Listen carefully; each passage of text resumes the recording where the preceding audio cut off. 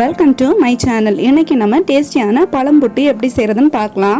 இது வரைக்கும் எங்கள் சேனல் சப்ஸ்கிரைப் பண்ணலைன்னா ரெட் கலரில் இருக்க சப்ஸ்கிரைப் பட்டன் கிளிக் பண்ணிவிட்டு பக்கத்தில் வர பெல் பட்டன் கிளிக் பண்ணி ஆல் கொடுத்துக்கோங்க. அப்போ தான் நாங்கள் போடுற எல்லா வீடியோவுமே உடனடியாக உங்களுக்கு நோட்டிஃபிகேஷனில் கிடைக்கும். தேவையான அளவுக்கு வறுத்த பச்சரிசி மாவு எடுத்துக்கோங்க. கொஞ்சோண்டு உப்பு சேர்த்துக்கோங்க.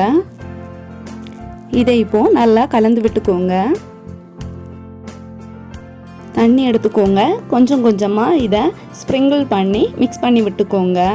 ஒரேடியாக தண்ணி சேர்த்திங்கன்னா மாவு கட்டி பிடிச்சிரும். அதனால கொஞ்சம் கொஞ்சமாக தெளித்து மிக்ஸ் பண்ணிக்கோங்க. இந்த அளவுக்கு கட்டி எதுவும் இல்லாதபடி மிக்ஸ் பண்ணிக்கோங்க. அப்போ தான் கரெக்டாக வரும்.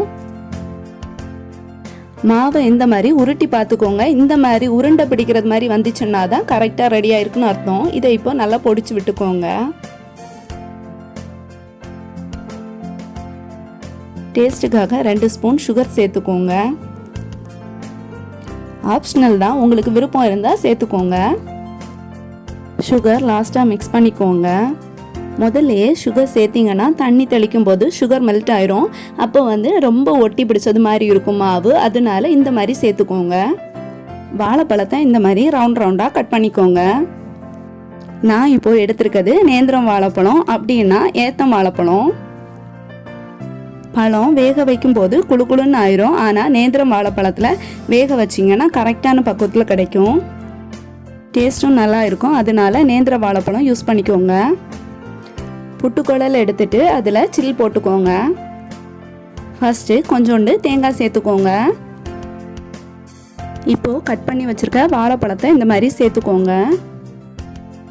ஒரு கைப்பிடி அளவுக்கு மாவு சேர்த்துக்கோங்க. திரும்பவும் கட் பண்ணி வச்சிருக்க வாழைப்பழத்தை இதில் சேர்த்துக்கோங்க. கொஞ்சோண்டு தேங்காய் சேர்த்துக்கோங்க. திரும்பவும் ஒரு கைப்பிடி அளவுக்கு மாவு சேர்த்துக்கோங்க. திரும்பவும் கட் பண்ணி வச்சிருக்க வாழைப்பழத்தை சேர்த்துக்கோங்க. கடைசியாக கொஞ்சோண்டு தேங்காய் சேர்த்துக்கோங்க. புட்டு குடத்தில் தண்ணி சுடு பண்ண வச்சுருக்கோம். இதில் இப்போது ஆவி வருது. இப்போது இந்த புட்டுக்குழலை அதில் வைக்கலாம். இதை மாதிரி மூடி வச்சுக்கோங்க. புட்டு இப்போது ரெடி ஆயிடுச்சு. இதில் இப்போது ஆவி வர்றது பார்த்தீங்கன்னா தெரியும். இதை இப்போது ஒரு பாத்திரத்தில் மாற்றிக்கலாம்.